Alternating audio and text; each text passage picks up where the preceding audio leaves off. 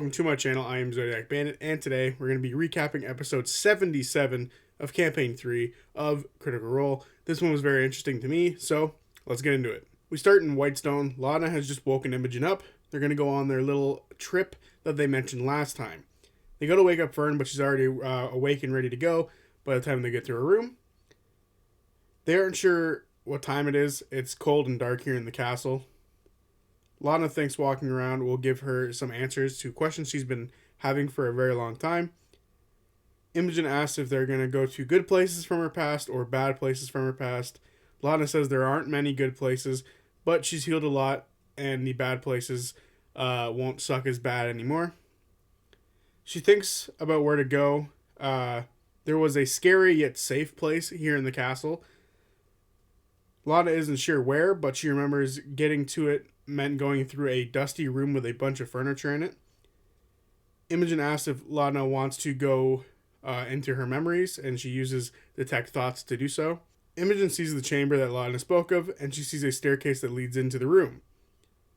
There are cobwebs, and it seems to be what looks like a master bedroom. Imogen thinks that it's the main bedroom of the castle. Imogen wonders why the room wasn't being used back then. Lana thinks it belonged to the late Derolos.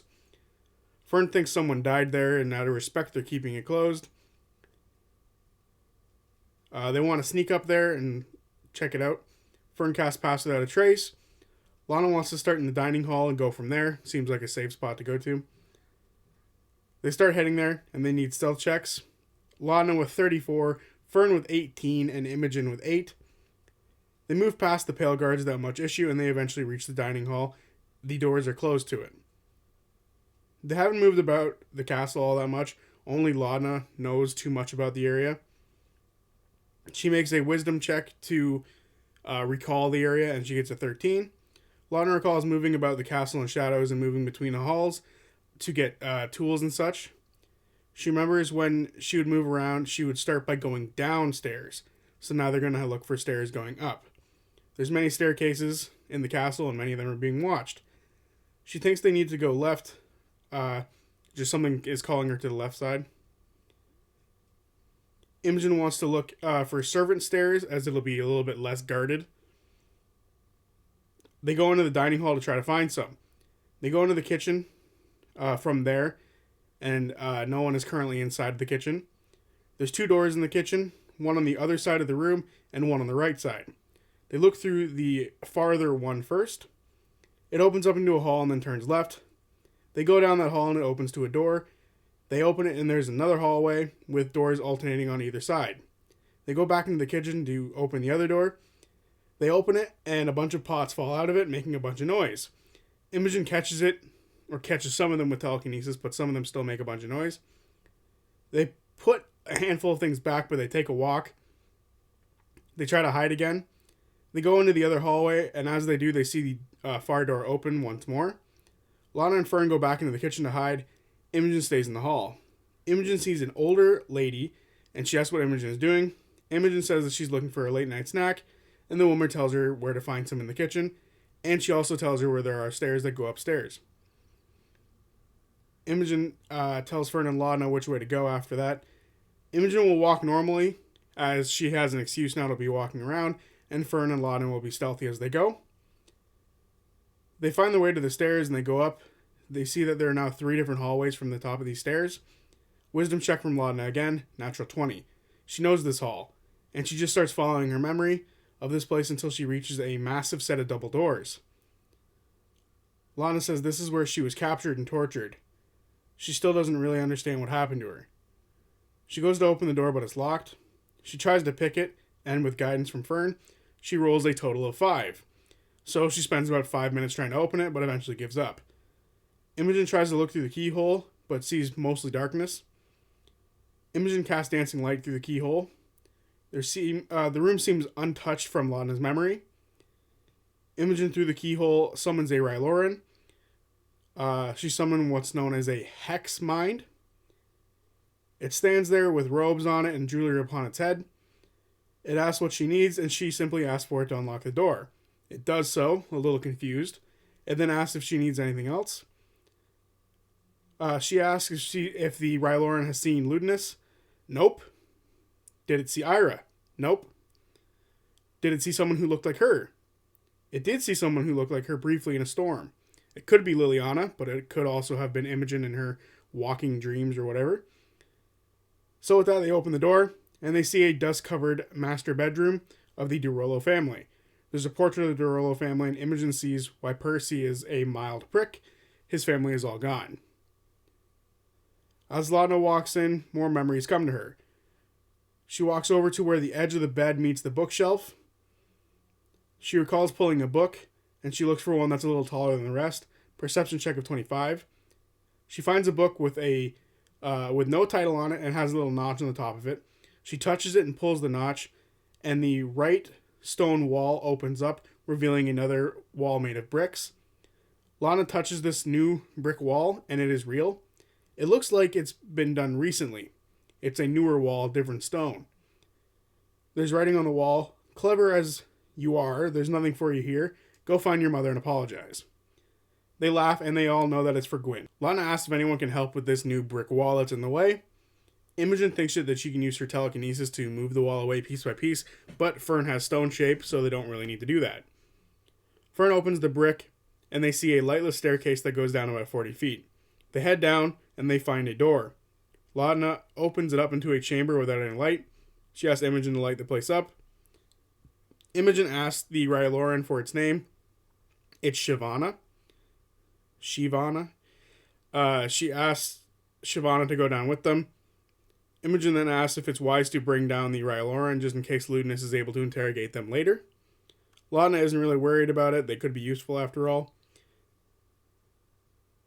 At this point, Imogen realizes that having the Ryloran and the dancing lights is both concentration, so this whole time it's actually a retcon. They're using flames from Fern to light up the room. And in this room, they see it's filled with furniture that seem to have strange shapes on it that are all covered up by cloth. This room looks like some sort of old lab or workroom. Imogen asks if it was Delilah's. Laudna thinks it was. Laudna pulls off the cover of one of the tables and sees shackles on the ground and broken glass. After, Laudna just starts removing covers throughout the room. They find all sorts of contraptions, blades, chains, etc. There's residuum dust everywhere in the room as well. As they're moving around, the temperature gets colder and the lights from the flame get dimmer. Behind Laudna, there's a faint ghost that emerges from one of the pieces of furniture, and it's reaching toward Laudna. Laudna pulls back and asks who it is. It just reaches for her again. It's time to roll initiative. 17 from Laudna, 13 from Fern, and 5 from Imogen. Laudna is up. She passes her hand through it and tries to grab onto its soul, or what's left, and uses Hunger of the Shadow Shard. She hits and deals 16 necrotic damage. They hear the ghost say, "It's you," and the ghost actually takes no damage from the attack. Laudna then transforms into her form of Dread, and then questions that it knows her. Fern and Imogen see that the form of Dread now has a high collar and a choker on it, and also much larger shoulders than it used to, and there also seems to be a shadow-like being behind Laudna now. The ghost's face is no longer stretched out like it was when it first entered the room, and Laudna can see facial features of it. He looked like he could have been handsome back when he was alive, but he is now a forgotten ghost in this room. He attacks and hits Laudna, dealing 16 damage. Fern is up and she tries to speak to the ghost, but it is firmly locked on Laudna. She takes her produced flame and palms him in the face, dealing 12 damage. Fern sees another ghost emerge from another piece of furniture, and she needs to make a charisma saving throw. She saves. After that, the new ghost firmly locks its focus onto Laudna as well, and moves over toward her. She's a woman in her late teens that yells, "You," at Laudna. Another ghost appears, and it is an older man with mutton chops. Imogen now needs to make a charisma saving throw, and she makes it. The ghost then also locks on Laudna. Imogen is up. The room is getting very cramped. Imogen tries to position herself in a way to safely hit the ghost without hitting Laudna, but can't. So she uses her bonus action to telekinetically push Laudna away from the ghosts, which opens up the space for her to do what she was looking for. She casts Shock Flare on all of the ghosts, and they all fail. They all take 13 damage. One of them looks very hurt. She tells the Ryloran to Mind Spike the hurt one. It fails and takes 10 more damage. Laudna is up. She summons her Hound of Ill Omen, and she casts Mirror Image on herself, leaning into the Delilah aspect of things in this room. She sends her Hound for the weak one, however, her Hound misses. The ghosts ask why. Laudna doesn't know why. The first ghost is up, and it goes to attack again, but misses. It becomes terrified upon missing. Fern is up, and she casts Daylight. The room instantly fills up with light, and the ghost turns slightly from its gaze, but it doesn't seem to do much else. Fern then summons Mister. One of the ghosts attack Laudna, and hits with a natural 20, dealing no damage because Mirror Image makes it miss. Another ghost attacks and misses due to Mirror Image. Mirror Image coming in clutch. The ghosts are getting angrier and angrier at this point because they keep missing. Imogen is up. She steps up and makes a lightning storm and hurts all of them for 15 damage. This kills the first one that appeared first, and it calls Laudna a murderer before vanishing. Laudna is up, and she casts Eldritch Blast on the remaining two, dealing 23 damage to one and 8 to the other. She then quickens spells and does it again, critting on two of them and hitting on the last one as well, dealing a ton of damage, killing both the last remaining ghosts. Laudna leans more into the Delilah aspect of things when she kills them. After the combat ends, everyone in the room hears Alexander, Tethany, and Vincent, old servants of the castle. This voice seems to come from the shadows behind Laudna, and at this point they all realize the shadow is Delilah. This place was an addition to the castle, a place to experiment. Laudna asks if there's more people like her. No, there isn't. So Laudna then says that she is the last tether for Delilah in this world, and Delilah says that she is the same last tether for Laudna. Delilah asks to put things aside for now, and if she has any questions, now is the time to ask them. Laudna asks what Delilah wants. She wants to see history end and wants to outlive this world. She wants to uncover mysteries and keep them to herself and her lover. Laudna asks if she's going to help them defeat Predathos. Their goals are aligned. The one she gained her power from has little to gain from the destruction of the gods. After all, he is a god, technically. Delilah can help, but she needs more power, like the stone that she took from the ship, the Gnarl Stone. Laudna asks if she does this, will she be able to get her own body back? Delilah says maybe. Does Delilah know Ludinus? She met him in passing back in her time in Wildmount. She wishes she paid attention to him more, but he was very dangerous even back then. Laudna says she tortured so many people, and because of that, everyone hates her. Her being Laudna, because of Delilah. Laudna is a victim. Delilah says that people hate what they can't be. Laudna didn't choose this. Delilah says that fate is very fickle. Delilah looks at Fern and tells her that she knows darkness as well, and she might need to use it in the time to come. Fern says that if she needs to kill Delilah, she will, like they did before, and she'll do it again and again and again. Delilah then looks to Imogen. She says she's a child of the Eater of Gods. She might be the one to choose the fate of things if her mother doesn't do it for her. Laudna gets angry when Delilah brings up Imogen's mother, but Imogen tells her it's fine. Delilah says, now is a strange time, and strange times are time for strange alliances. Delilah says that she's always here, and then the visage of the form of dread ends, and she leaves. Imogen is pissed, and thinks that they need to free Laudna from Delilah immediately. Fern says they did it once, they'll do it again, but Laudna doesn't think that they killed her back then, only sort of put her on pause. Laudna says that she's prepared to do what's necessary. Imogen doesn't accept that. Laudna says if something happens to her, Imogen's biggest honor to her will be to move on and be happy and to live. And if Laudna becomes Delilah's puppet, she'll trust Imogen to make the right choice. But it's not a problem yet. They have other problems as of right now. Imogen takes her hand and promises to do so, but also promises to do whatever in her power to make sure that none of that ever happens. Imogen believes that there has to be a way to be able to save her. Laudna accepts that. Fern asks if they are a thing, and they both say yes, and Fern is very happy for them. Laudna thinks it's funny that she now has something to live for, even after being dead. Imogen thinks that it's weird that Delilah is always here now, kind of means that she can see everything that's going on. Lana doesn't mind playing by Delilah's rules because it's Laudna's game. Imogen knows now more than ever that she wants to help the gods.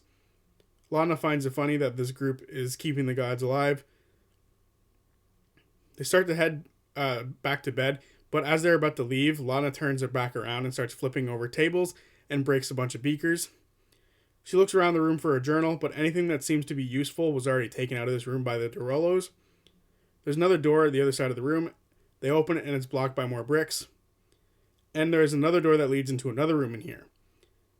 In that other room is a coffin. All the furniture in here is destroyed as well. This is Silas Briarwood's coffin. Lana takes a piece of it. Lana thanks the other witches for joining her in this little excursion. As they all exit, Fern ignites everything in the room as she knows it'll be safe to burn this room down and it won't affect the rest of the castle. That's metal as fuck.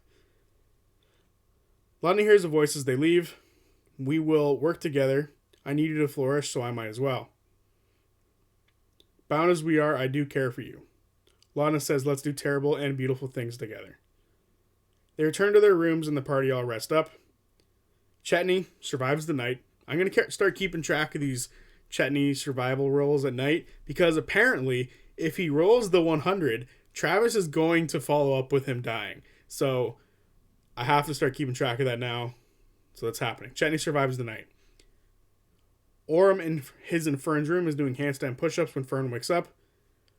Orm asks about hers and the others' adventure last night. Fern only tells him a little bit about what happened and doesn't say anything about Delilah yet. Fern asks if Orm is okay. He is, and he's glad that she's here with him.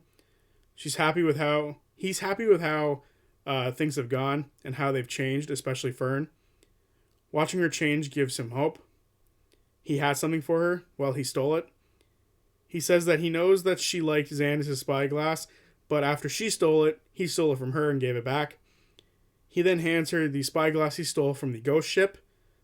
She's very grateful for it and says that it's the best gift that she's ever gotten. He says that he has good eyes and now she'll be able to keep a better eye out on him like he does for her. She says that he loves him and it means a lot. Fern then comes clean about the time where she claimed she was going to help Orm with guidance but didn't actually help him. He says that it's fine compared to all the times that she saved all of their lives. Orm isn't sure if stealing means that the ghost will come after them, kind of like the whole Novos curse, but Fern feels like she'll be able to sweet talk Novos if they do come after them. He wants to hear from the other witches, and the parties gather, and the witches inform them of what happened.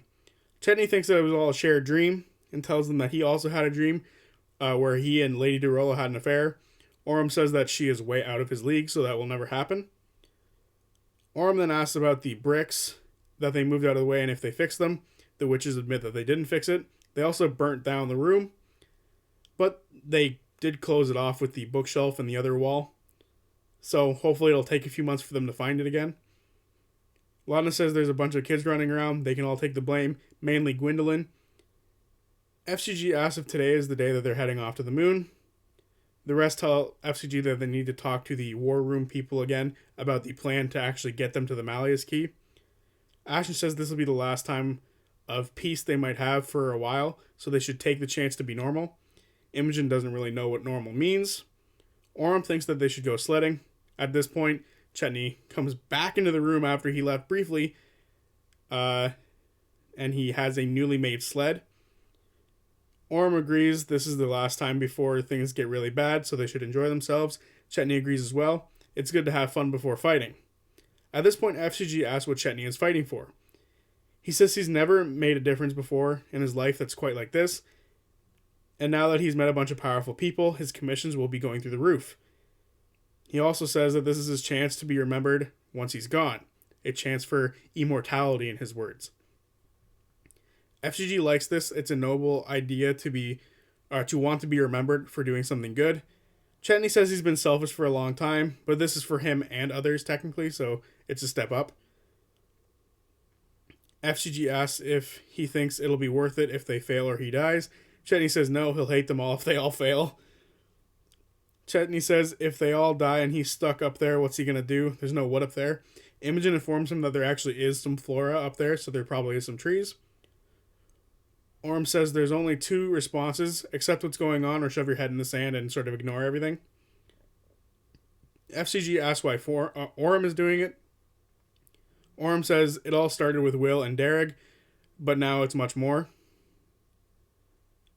FCG asks what Orm's happy ending is. Orm says tomorrow, making sure that there is a tomorrow. To spend tomorrow with all of them.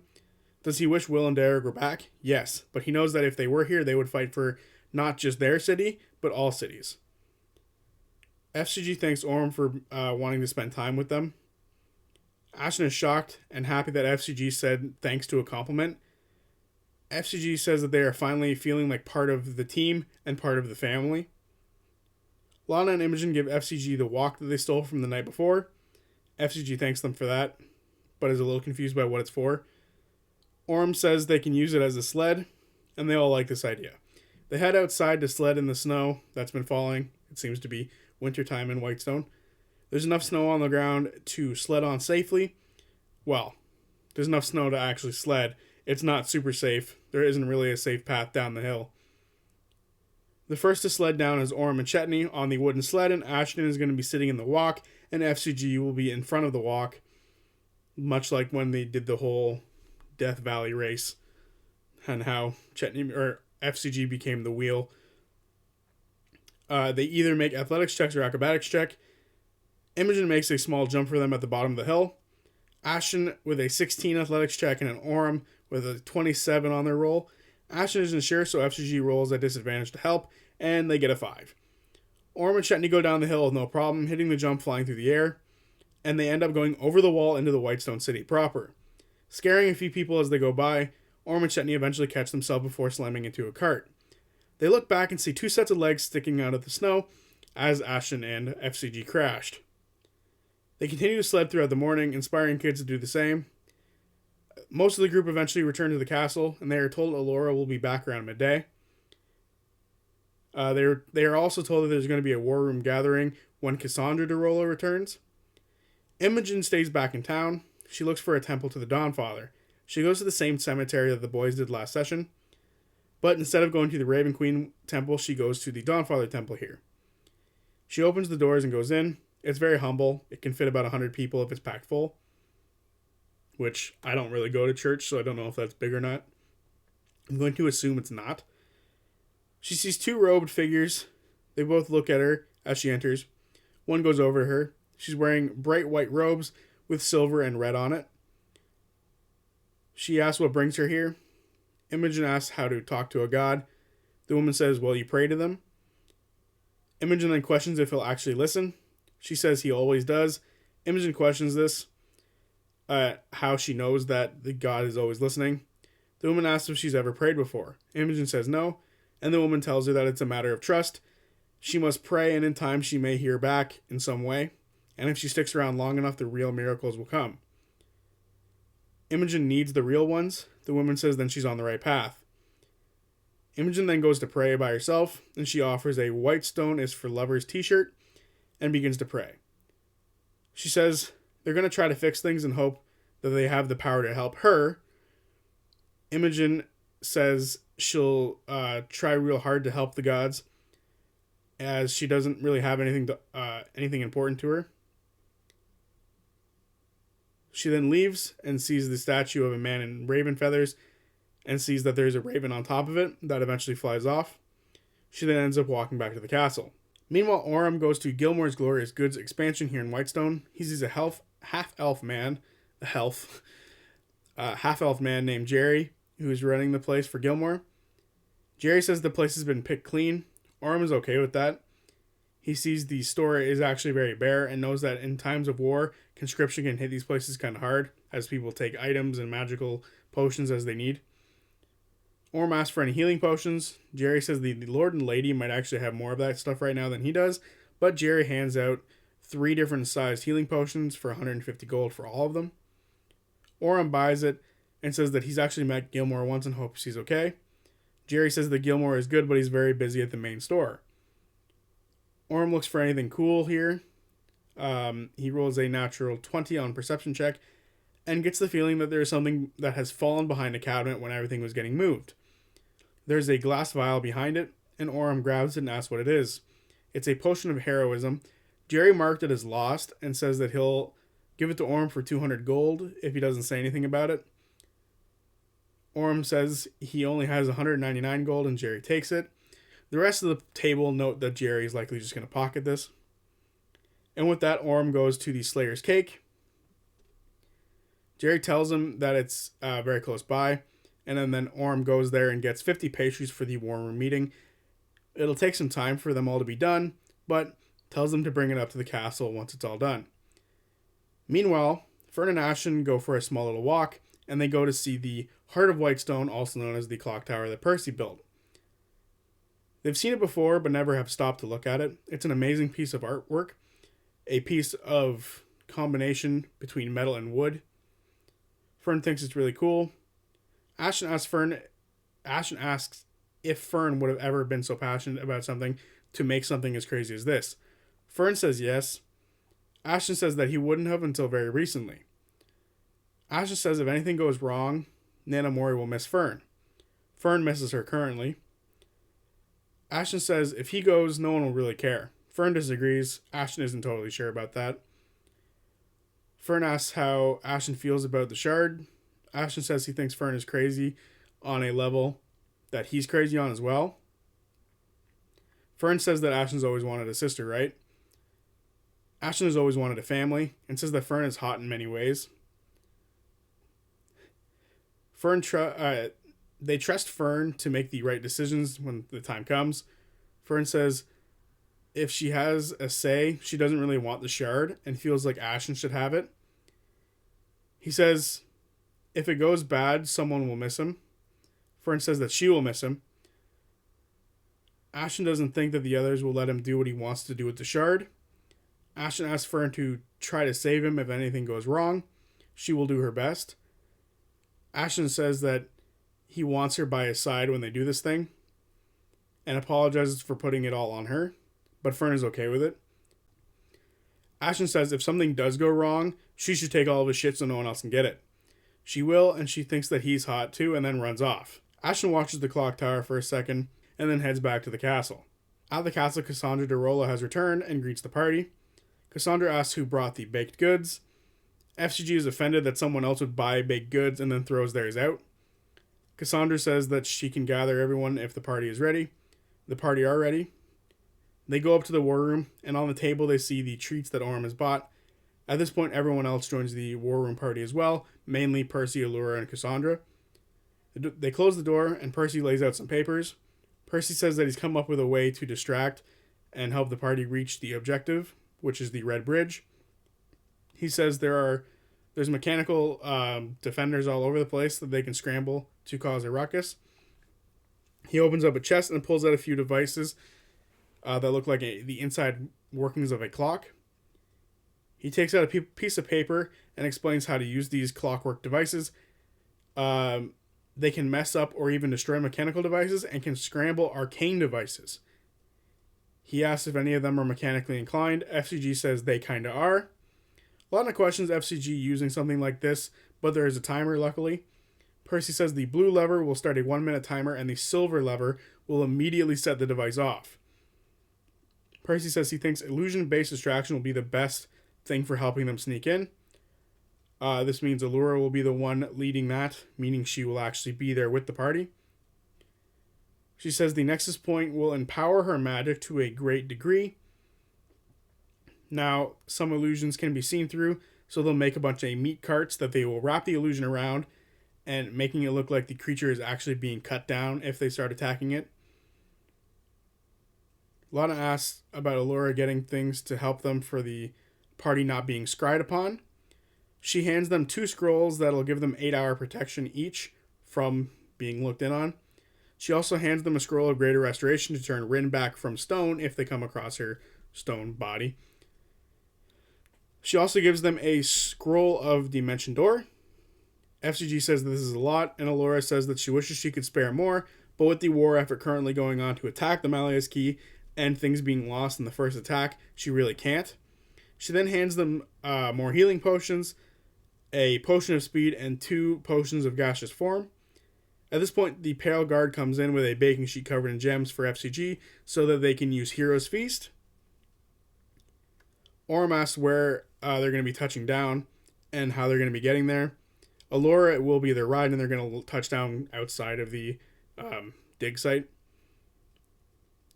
And she says if something goes wrong, they'll have to save their staff teleport use, but they'll have to make their way back down the red bridge before using the staff because they can't teleport directly off the moon. Lana asks about the suppression of magic that the Royal Errands seem to have.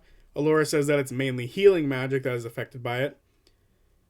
Chetney asks if they have the Vanguard robe still to help them sneak in. They do, but the Ruby Vanguard are on higher alert, so new members might be a little unwanted. Orm asks if they're going to be helping out with the distractions. Allura says that they can, but she has allies there who should be enough. My guess is it's the Mighty Nine. The party questions if they should go now or use the funnel first. Chet asks if there's curses in the woods that they can sort of go catch first to try to use the funnel on. Cassandra says yes. There's been many cursed creatures in the forest since before her family was there.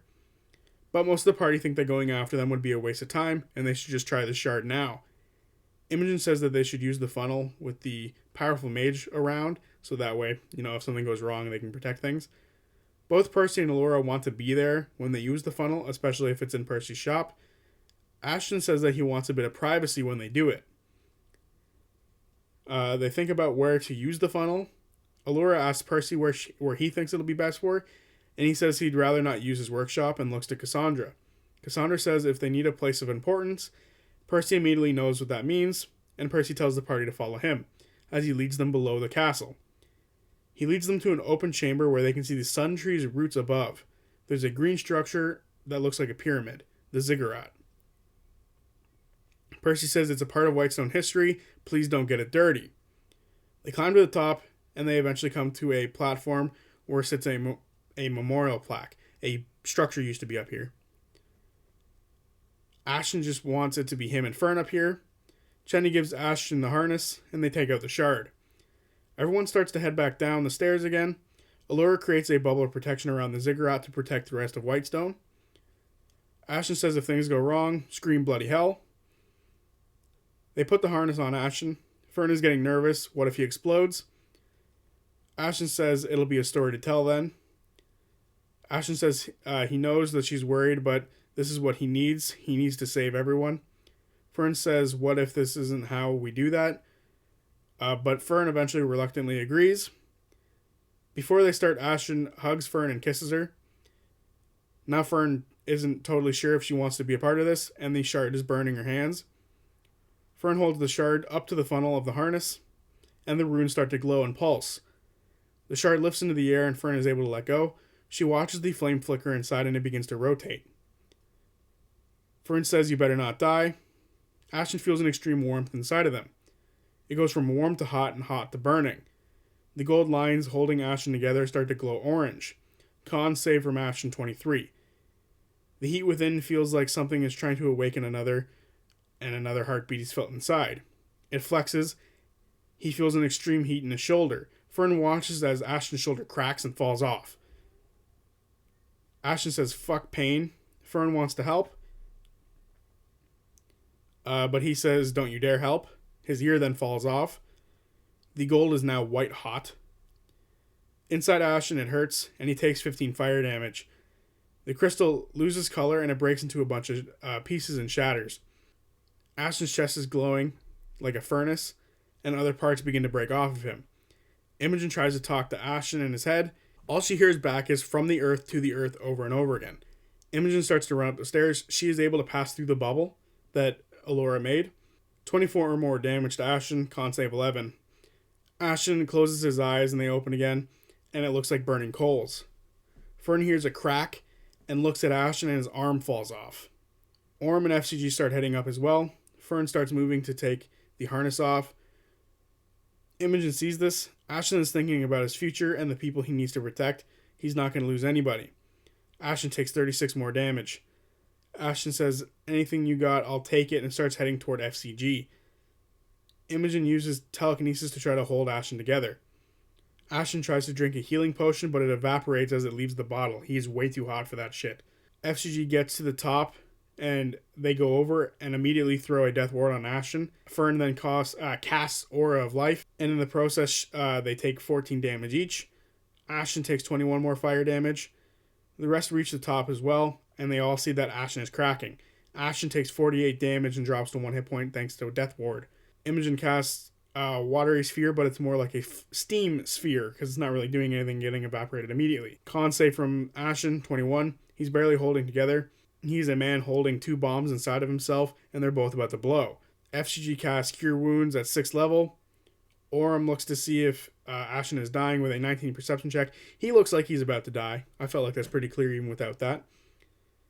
Ashen takes 60 fucking damage, but the Aura of Life keeps him alive. Imogen and Orem try to take the harness off. They're able to take it off, but the process is already too far down the line to stop it. FCG casts Aura of Vitality and heals 6 hit points every turn. 6 hit points every turn.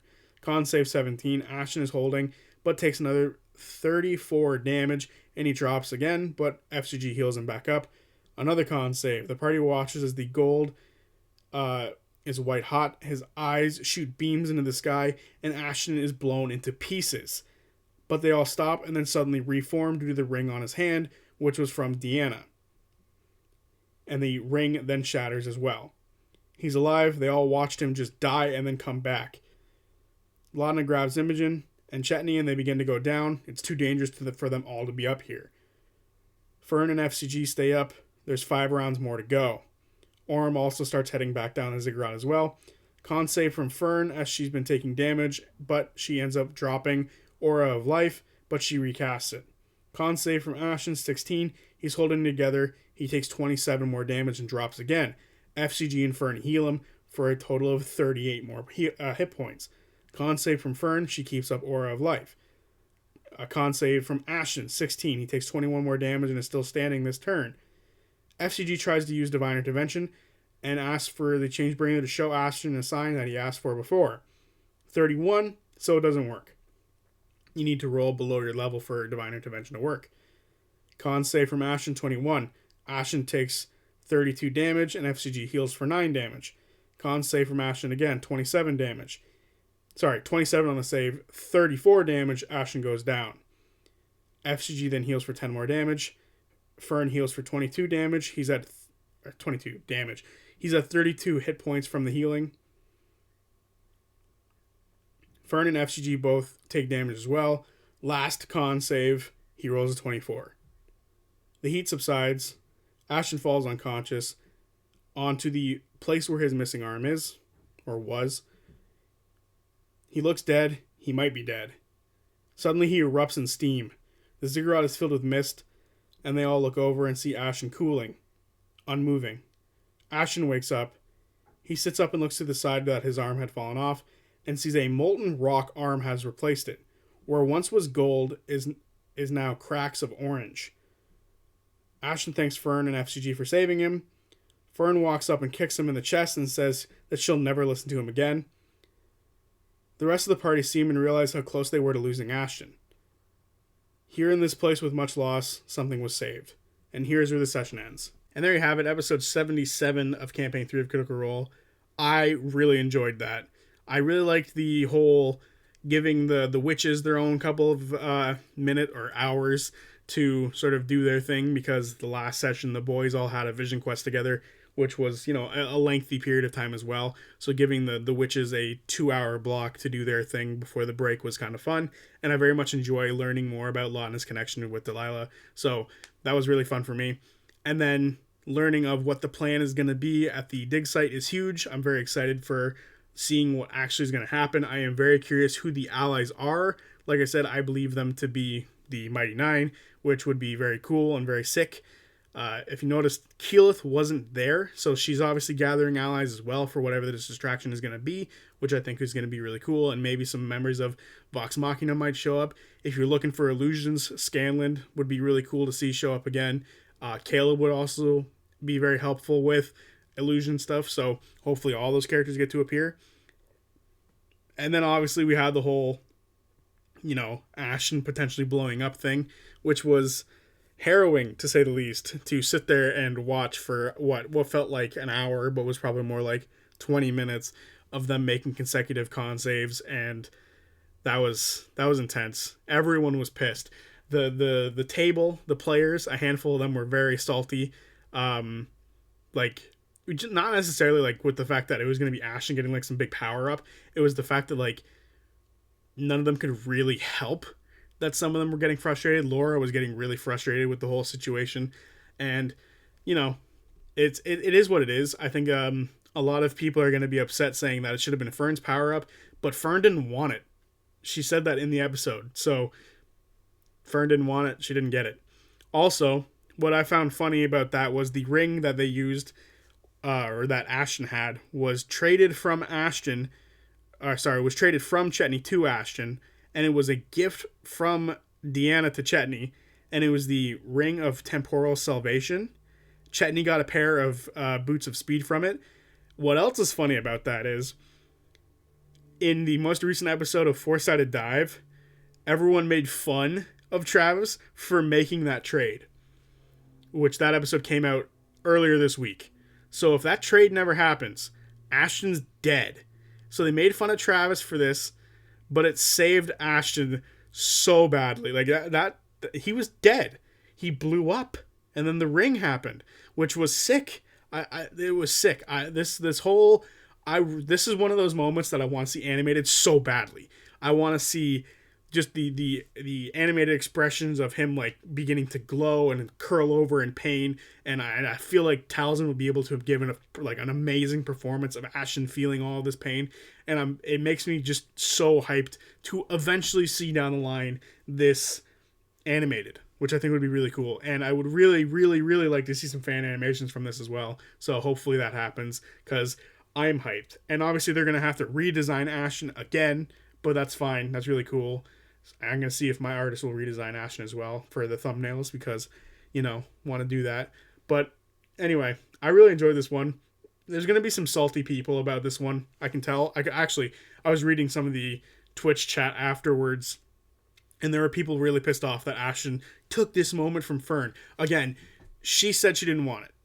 She says in the episode she didn't want it, so it's not a Fern moment. It could have been a Fern moment, but instead it was an Ashton moment. And honestly, it felt like an Ashton moment to me because of everything about Titan blood and Titans, and this is a Titan power-up. So to me, it makes sense for it to be Ashton's thing. If you don't like that it's Ashton's thing, I don't know what to tell you. Fern literally said, I don't want it. So just putting that out there. Anyway, this was a super fun episode. I very much enjoyed it. There's going to be plenty to talk about from this one, like what is the power-up that he's going to get. Not to mention, Fern already has like an exterior power-up from Novos, so there you go. Everyone's slowly getting power-ups, so very excited to see what happens next. I'll talk to you guys on Tuesday for whatever video I choose to make next, and until then, peace.